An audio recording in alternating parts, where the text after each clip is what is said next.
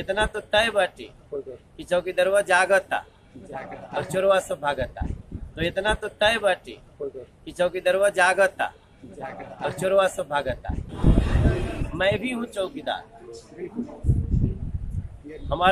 मैं भी हूँ चौकीदार, और हमारे देश का चौकीदार प्रधानमंत्री नरेंद्र मोदी जी।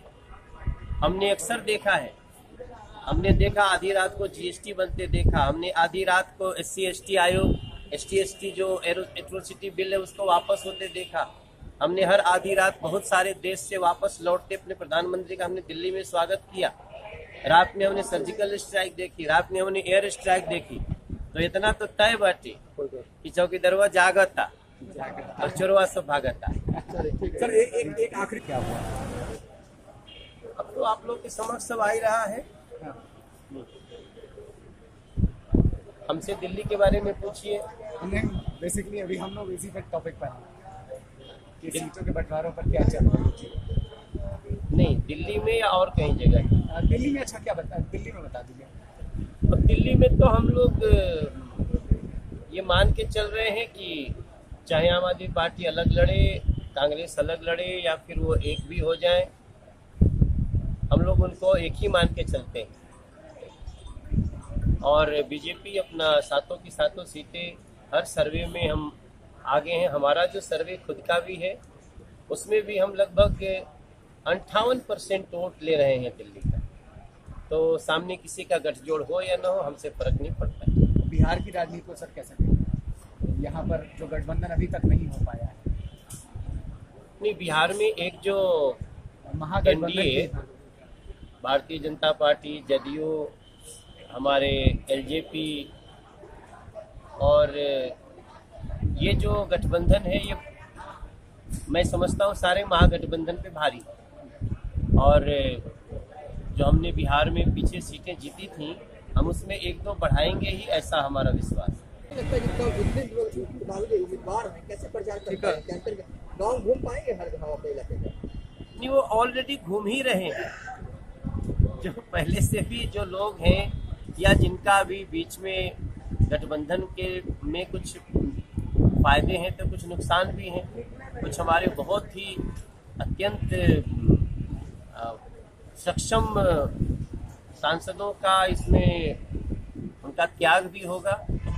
तो लोग तो घूम ही रहे हैं। बीजेपी दरवाजे दरवाजे है, हमारे विस्तारक दरवाजे दरवाजे हैं, हमारे लोकसभा के प्रभारी हैं, जिले के अध्यक्ष हैं, मंडल के अध्यक्ष हैं, बूथ के लोग हैं।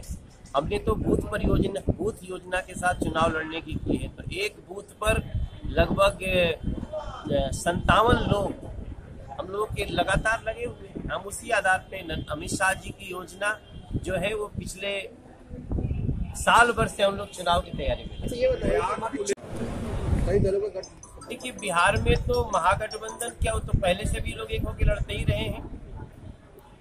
और बिहार में इम्पोर्टेंट यही होता है कि भारतीय जनता पार्टी और जदयू अलग अलग लड़ती है या साथ लड़ती है, LJP कैसे लड़ती है। तो ये तीनों का एक साथ लड़ना, मैं समझता हूँ कि पीछे भारतीय जनता पार्टी और LJP साथ थी, जदयू अलग थी, तब भी हम लोग इतनी सीट लाते। जदयू भी साथ में आ गई है, तो सारा अगर कॉम्बिनेशन जोड़ दें तो हमें लगता है इस बार हम लगभग सारी की सारी सीटें जीत सकते हैं बिहार में। एक बताइए कि लोकसभा चुनाव देखिए, मैंने तो पहले ही कहा कि गठबंधन के फायदे भी हैं और नुकसान भी हैं। व्यक्तिगत नुकसान हो सकते हैं, लेकिन पार्टी के हिसाब से देखिएगा तो यही तो परीक्षा की घड़ी होती है। और इस देश को, नरेंद्र मोदी को प्रधानमंत्री बनाना सिर्फ बीजेपी के लिए आवश्यकता नहीं है, पूरे देश की आवश्यकता है कि नरेंद्र मोदी फिर से पीएम हो। ऐसे सांसदों को क्या संदेश देंगे? अपने हित को छोड़ें। देखिए, इतना आसान नहीं है, लेकिन फिर भी हम उनसे प्रार्थना करेंगे कि पार्टी वैसे सभी लोगों का पूरा ध्यान रखेगी। इस परीक्षा की घड़ी में पार्टी का साथ। विपक्ष और राजद कह रहे कि सब कुछ मैनेज है। मांझी जी का तब पर भी इस तरह का बयान। अब देखिए, क्या मांझी जी के साथ अन्याय हो रहा है महागठबंधन में?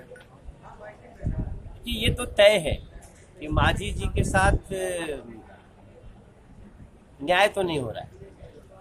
मांझी जी के साथ उनके गठबंधन में न्याय नहीं हो रहा है। पर देखिए, हम तो भारतीय जनता पार्टी को ये सब ध्यान देने की बजाय हम अपने उद्देश्य में लगे। मांझी जी को पछतावा हो रहा है क्या लगता है? अभी हम कैसे बता सकते हैं? एनडीए को छोड़ बात करके बताओ। चलिए ठीक है।